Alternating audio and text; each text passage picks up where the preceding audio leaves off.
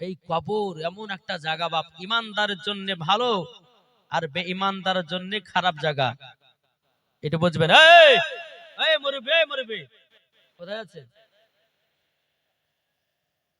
ওর মনে হয় 1 নম্বর হয়েছে না? জি আলহামদুলিল্লাহ। আল্লাহ পাক আল্লাহ তাআলা আমাদের সকলকে নবী মুস্তাফার मोहब्बत आशिक बानी ने जरूर बोलो सुभान अल्लाह। देखो बोलते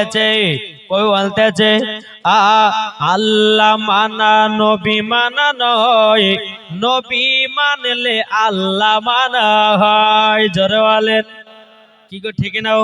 যারা নবী চিনেছি তারা আল্লাহকে চিনেছি। এ বাবা নবীর হাত মোবারক মানে আমার আল্লাহর কুদরতি হাত, আমার নবী মুস্তাফার মুখ মোবারক মানে আমার আল্লাহর কুদরতি মুখ। এ বাবা যে মুসলমান ভাইয়েরও আমার নবী মুস্তাফা মুখ মোবারক দিয়ে যে কথাটা বেরিয়ে যায় ওটার নাম বাবা হাদিস। আল্লাহ পাক আল্লাহ তাআলা যেটা তিনি বলেন সেটাই হলো কোরআন শরীফ। একটু বুঝবেন, আমার ওয়াজ বুঝতে গেলে একটু ব্রেনের প্রয়োজন আছে। জি জীবনী করব তবে আমাদের ঈমান আকীদা সতেজ রাখতে হবে, কি ঠিক না? ঈমান আকীদা যার সতেজ থাকবে ইনশাআল্লাহ মরার পরে জান্নাতি। ঈমান আকীদা যার না থাকবে সে কখনো মরার পরে যতই নামাজ রোজা হজ যাকাত করুক, ঈমান আকীদা যদি ঠিক না থাকে মরার পরে জান্নাত তো দূরের কথা, জান্নাতের গেট পর্যন্ত দেখা তার নসিবে জুটবে না। তাই মুসলমান, তাই বলতে চাই নামাজের আগে নবীকে চিনো, রোজার আগে নবীকে চিনো, হজের আগে নবীকে চিনো, আমলের আগে নবীকে চিনো, কোরআনের আগে নবীকে চিনো, বুখারীর আগে নবীকে চিনো, তিরমিজির আগে নবীকে চিনো, আবু দাউদ শরীফের আগে নবীকে চিনো।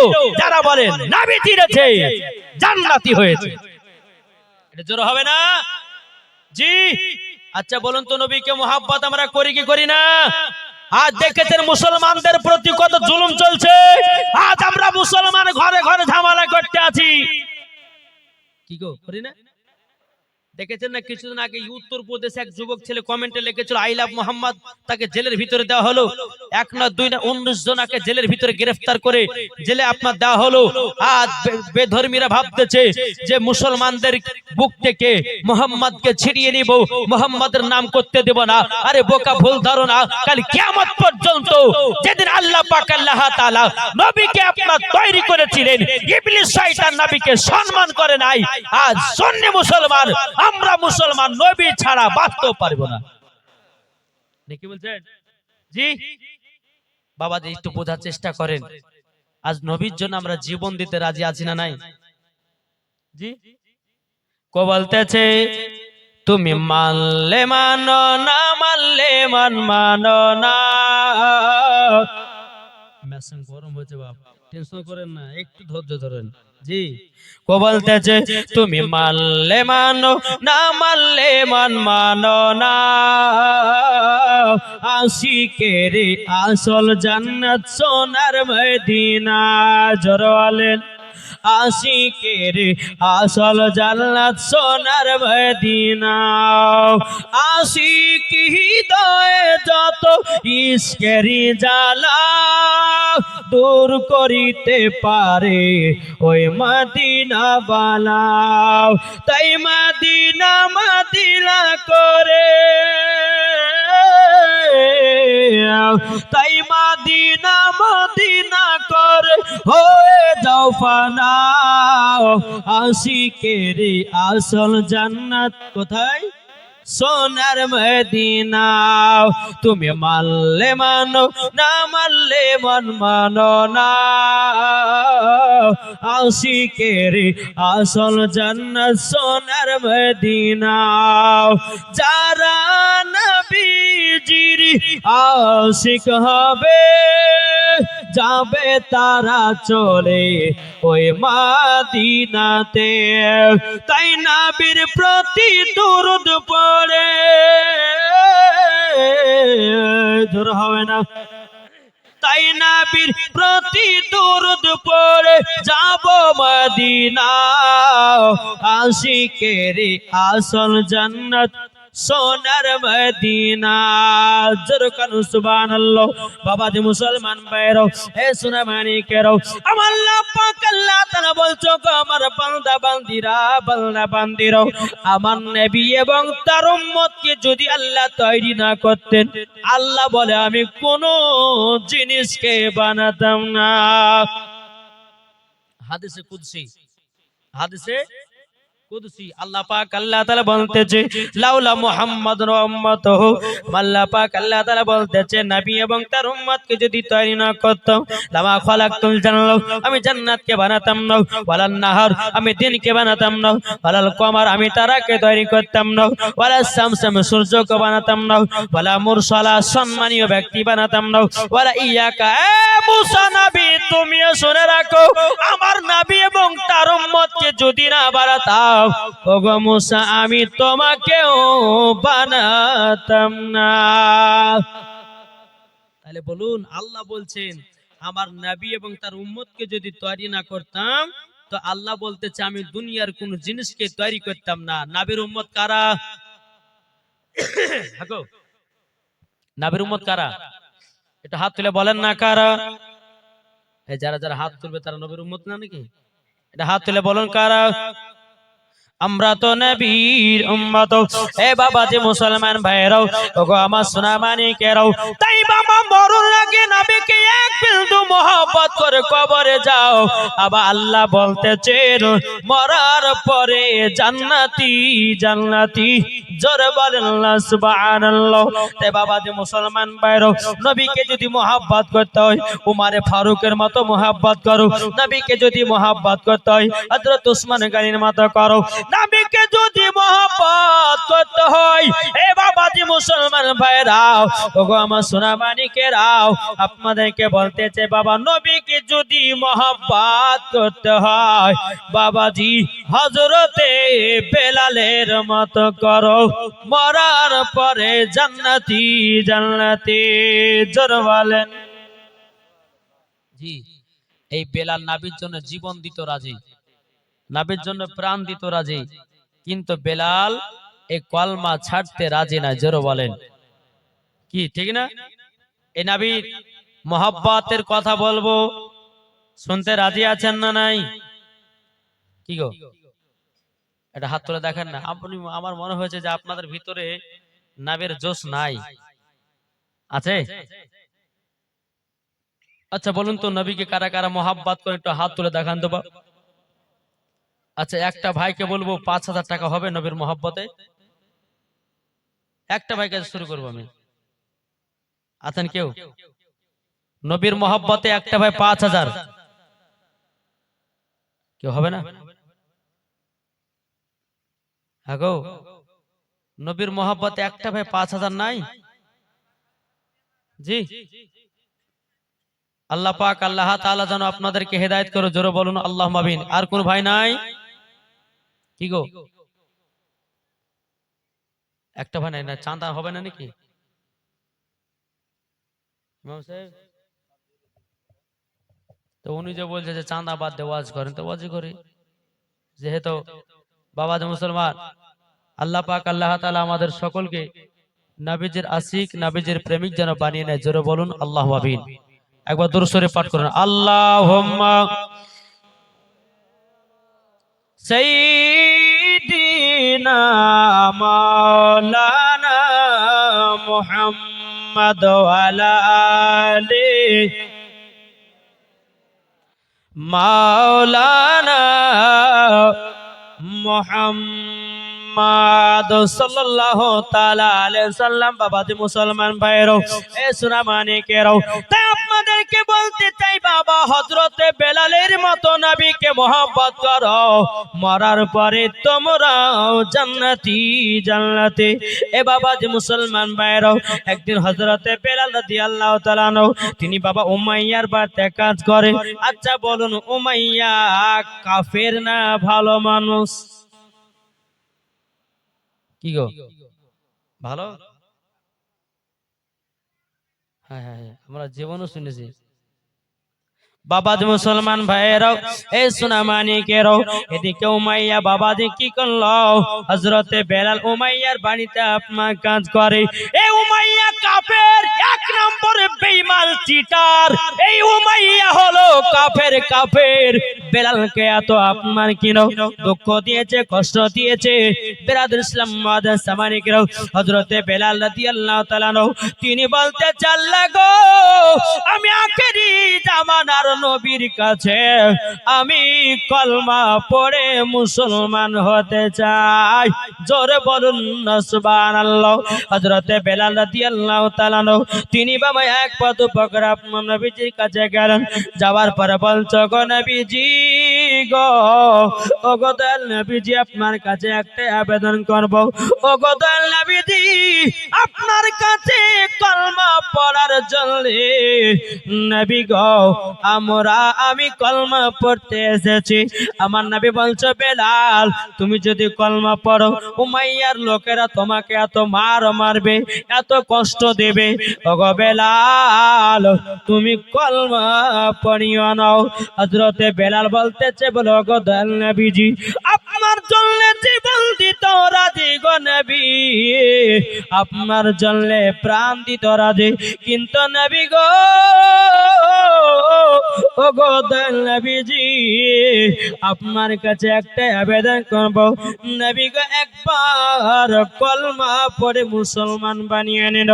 আমার নবী মুস্তাফা নূরে মুজাসসাম, নবী কামলি ওয়ালাও, মক্কি ও সরদার, আহমদ মুখতার, নবী মুহাম্মদ রাসূলুল্লাহ সাল্লাল্লাহু তাআলা আলাইহি সাল্লাম, তিনি বাবাজি আল্লাহ পাক আল্লাহ তাআলার কাছে দোয়া করতেছেন, আল্লাহ গো বেলাল আমার কাছে কলমা পড়ার জন্য এসেছে। ওগো রব্বুল আলামিন, আল্লাহ গো আপনি বেলালকে কবুল করে নিন। বেরাদুল ইসলাম মুআদ্দাস সামানিকরাও, আমার নবী বলতেছে, বলো বেলাল গো, আচ্ছা বলো না, বলো তুমি কারো নবীজির কলমা পড়ার জন্য আসলা, আমার কলমা পড়ার জন্য কেন এসেছো, বলো না, বলো না, বলো। বেরাদুল ইসলাম মুআদ্দাস সামানিকরাও, হযরতে বেলাল রাদিয়াল্লাহু তাআলা আনহু তিনি বলতেছেন, ওগো দয়াল নবীজি গো, আমি উমাইয়া ধর্মতে যেন ঢোল বাজনা আছে, উমাইয়ার ধর্মতে যেন মূর্তি পূজা আছে। ওগো দয়াল নবীজি, তার ধর্মকে লাথি মেরে দিও। ওগো নবীজি, আপনার কলমা পড়ে মুসলমান হতে চাই। জোরে বলেন। বাবাজি মুসলমান ভাইয়েরাও, সোনামানিকেরাও, তাই আপনাদেরকে বলতে চাই রে বাবা, ওগো আমার ভাইয়েরাও, যখন হযরতে বেলাল রাদিয়াল্লাহু তাআলা তিনি আপনার কিনা নবীজির কাছে কলমা পড়ে মুসলমান হলেন, হওয়ার পর আমার নবী বলছে, বেলাল, ওগো বেলাল, তবে শোনো গো বেলাল, তোমাকে একটা কথা আমি বলে যাই গো বেলাল, এখন তো তুমি কলমা পড়ে মুসলমান হয়েছো। ওগো বেলাল, এখন যদি তোমাকে উমাইয়া মারধর করে, ওগো বেলাল, তোমাকে যদি উমাইয়া মারধর করে, তুমি কি বেলাল কলমা ছেড়ে দেবা নাকি?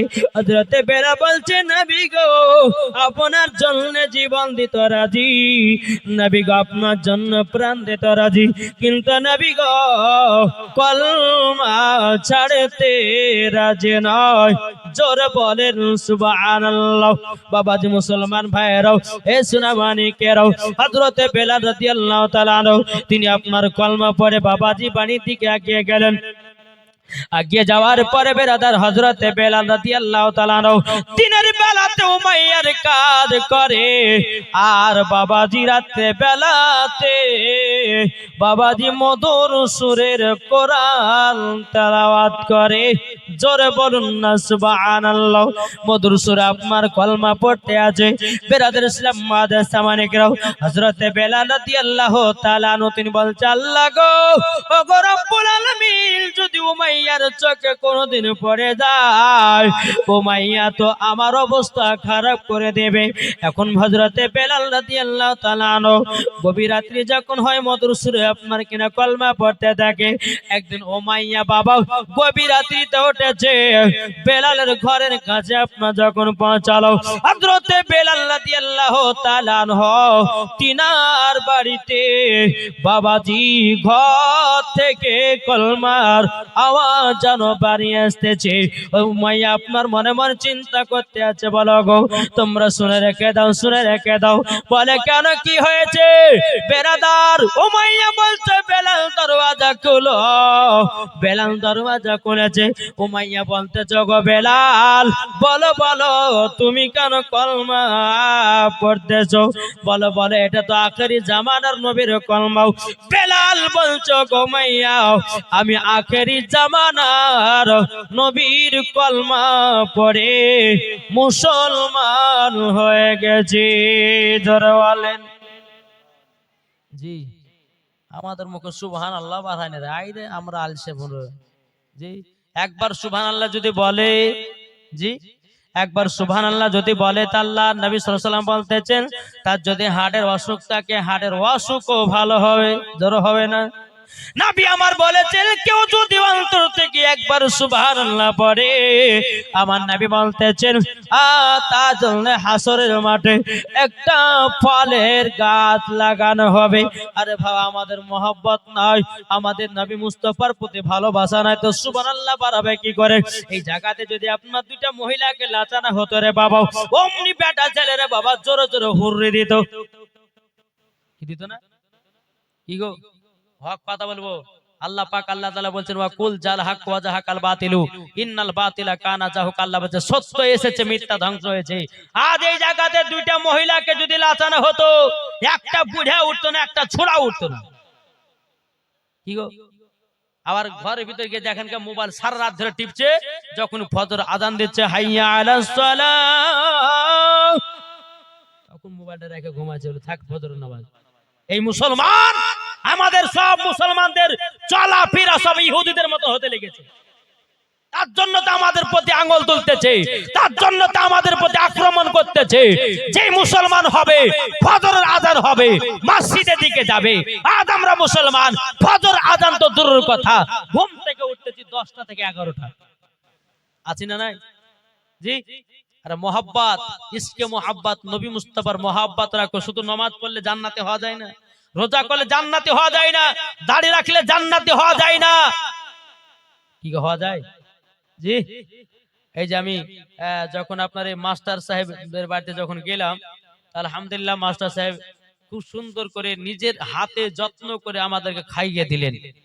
জি তাহলে বলুন, উনার দিলেতে নবীর মোহাব্বত আছে বলে তো আলেমদের সেবা করলো, কি ঠিক না? আলেমদের সেবা করলো। আর বাবা যারা আলেমদেরকে দেখে আর আলেমদেরকে দেখার পরে বাবা যে মোহাব্বত করে না, জানতে হাত দিলে নবীর মোহাব্বতই নাই, হাত দিলে নবীর মোহাব্বত নাই। বাবা যে মুসলমান, তাই আপনাদেরকে বলতে চাই যে নবী মুস্তাফার মোহাব্বত করো, ইনশাআল্লাহ মরার পরে জান্নাতি হবে, জান্নাতি। জোরে বলো সুবহানাল্লাহ। জি একজন নামাজি জান্নাতি হতেও পারে, না হতে পারে। একজন রোজাদার জান্নাতি হতেও পারে, না হতে পারে। একজন কোরআন পড়নেওয়ালা জান্নাতি হতেও পারে, না হতে পারে। কেন? ওই যে ঈমান আকীদা ঠিক নাই, আলেমদের প্রতি মোহাব্বত নাই, শুধু মসজিদে গিয়ে সিজদা ঠুকলে হয় না, নবীর মোহাব্বত রাখতে হবে। তাই আমার সদস্যতে একটা ছন্দ বলবো, আপনারা সকলে বলবেন, একজনের মুখ যেন বন্ধ না থাকে। বলবেন তো? জি ও বলতেছে, পাইলে নিরালাই গো নবী, পাইলে নিরালাই। কই হবে না?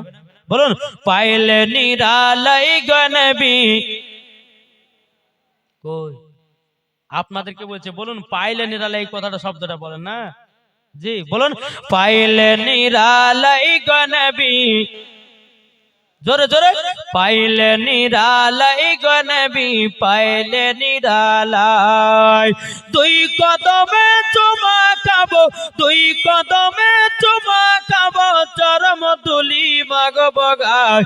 পাইলে নিরালাই গো নবী, পাইলে নিরালাই, পাইলে নিরালাই গো নবী, পাইলে নিরালাই।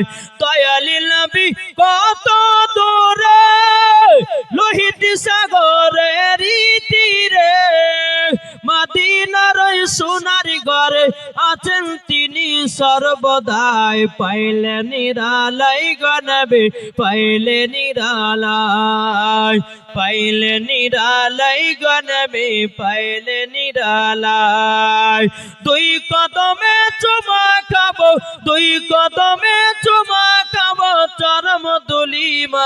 গায় পাইলে নিরালাই গো নবী পাইলে নিরালাই জোরকান সুবহানাল্লাহ উমাইয়া বলছো বলো বেলাল ওগো বেলাল তুমি কার কলমা পড়তেছো বেলাল বলতেছে আমি আখেরি জামানার নবীর কলমা পড়ে মুসলমান হয়েছে বেরাদার উমাইয়া বলছে বেলাল তোমাকে কলমা ছাড়তে হবে বেলাল বলছে বলে না না আমি নবীর জন্য জীবন দিতে রাজি নবীর জন্য প্রাণ দিতে রাজি নবীর কলমা ছাড়বো না জোরে বলেন নবীর কলমা ছাড়বো না বেরাদার ইসলাম মাদান সামানিকরাও উমাইয়া বলছে বেলাল তাইলে কলমা ছাড়বে না বলে না বলে বেলাল গো তুমি কেন কলমা পড়েছো বলো তুমি তো আমার বাড়িতে কাম করো তুমি তো আমার বাড়িতে কাজ করো কেন আখেরি জামানার নবীর কলমা পড়ে মুসলমান হলো বেলাল বলছো রে উমাইয়া যে নবীকে দেখলে পরে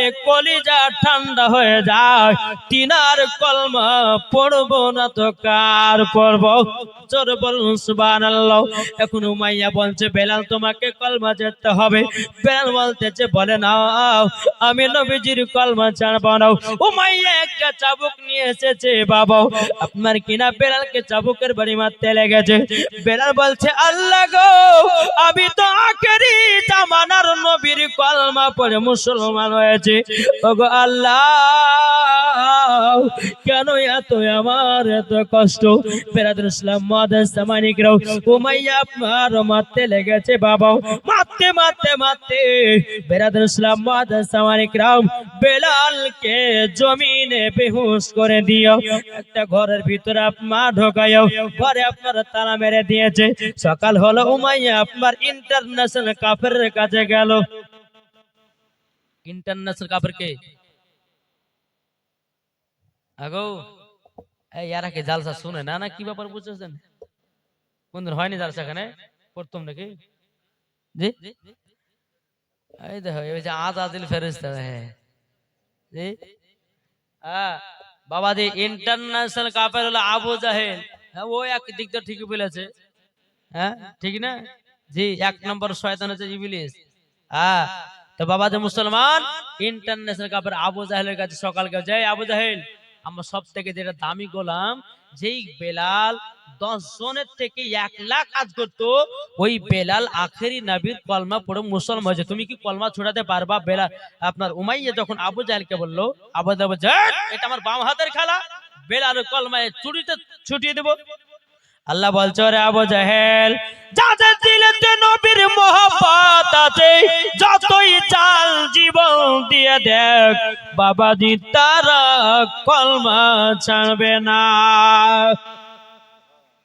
কি ছাড়বে আবু জাহেল বলতেছে বলে আমার হাতে তুলে দাও বেলালের কিভাবে কলমা ছুটাতে হয় আমি দেখে নেব উমাইয়া বলছে ঠিক আছে হ্যাঁ আবু জাহেল তোমার হাতে আমি তুলে দিলাম তুমি যদি বেলালের কলমা ছুটাতে পারো আমি তোমাকে কমসে কম 3টা বড় বড় ইনাম দেব বলে তাই না কি বললাম বলে ঠিক আছে তুমি চলে যাও উমাইয়া আপনার বাড়ির দিকে রওনা দিল আবু জাহেল আপনার কিনা 10টা গোলামকে পেট করেছে বেরাদার ইসলাম সকাল বেলাতে আবু জাহেল 10টা গোলামকে নিয়ে উমাইয়া বাড়িতে এসেছে উমাইয়াকে বলছো গো উমাইয়া বেলাল কোন ঘরে আছে একবার দেখায়া দাও একবার তুমি দেখায়া দাও একবার দেখায়া দাও উমাইয়া বলছে ওই ঘরেতে ঘরের ভিতরে ভরা আছে নাও চাবিটা নাও বেলালকে বের করো হযরতে বেলালের বাবা জ্ঞানটা ফিরে এসেছে আল্লাহ পাক আল্লাহ তাআলা বলছে ওগো রব্বুল আলামিন আপনার কাছে একটা আবেদন করব বলে আল্লাহ গো আবু জাহেলের দলেরাও আমাকে যতই মারুক না কেন আল্লাহ গো আমার ঈমান জানো তত তাজা হয়ে যায় জোর বলেন জি বেলাল আল্লাহর কাছে দোয়া করছে আল্লাহ আবু জাহেলের দলরা যতই আমাকে মারুক না কেন আমার ঈমান জানো আরো তাজা হয়ে যায় জোর বলেন সুবহানাল্লাহ জি ও মা কাল আপনাদেরকে বলতে চাই মা রাতে বেলা মা জননী একটু সব দিকে যাব নাকি আমি মায়েদেরকে বলতে চাই, ও মা খালো, যেহেতু আমার মায়েরা বেশি আছে, মা ঘুমাও। নারী যদি হতই হযরত রাবিয়া বসরির মতো নারী হও, নারী যদি হতই হযরত আসিয়ার মতো নারী হও, নারী যদি হতই ও মা জননী হযরত মা খাতুনে জান্নাত রাদিয়াল্লাহু তাআলা আনহার মতো নারী হও, মরার পরে জান্নাতে। আজকালকার আমার মা বোনদেরকে দেখা যায়, বাবাজি মুসলমান ভাইয়েরও স্বামী স্ত্রীর মধ্যে আপনার ঝগড়া করে, স্বামী স্ত্রীর ভিতরে আপনার ঝামেলা করে। আল্লাহ পাক আল্লাহ তাআলা বলছো গো আমার বান্দা বান্দীরাও, যেই বাড়িতে স্বামী স্ত্রীর ভিতরে ঝামেলা হবে, আল্লাহ বলতেছেন ওই বাড়িতে আল্লাহ রহমত বর্ষিত হবে না। ঠিক কি না বলুন? কি গো জি, আমি মায়েদেরকে বলতে চাই, ও মা জননী পর্দা করো, মা পর্দা করো। যেই মা ফাতেমা রাদিয়াল্লাহু তাআলা আনহা জীবনে একদিন নামাজ কাজা করেন, তাহাজ্জুদ কাজা করেন। ও গো মা, আমাদের ঘরের মা বোনেরা জীবনে আর সিরিয়াল কাজা করে না, কি ঠিক না? হ্যাঁ, এই যে এখন জালসা শুনতে এসেছে, কালকে জালসা হবে, দুদিন কামাই হবে, তারপর দিন থেকে লাগবে সাত নাম্বার বাপ যদি একটু চা করে দেখবো না, দুদিন ধরে জীবন শুনেছি আমাদের সিরিয়াল দেখা হয়নি, কি বলে না?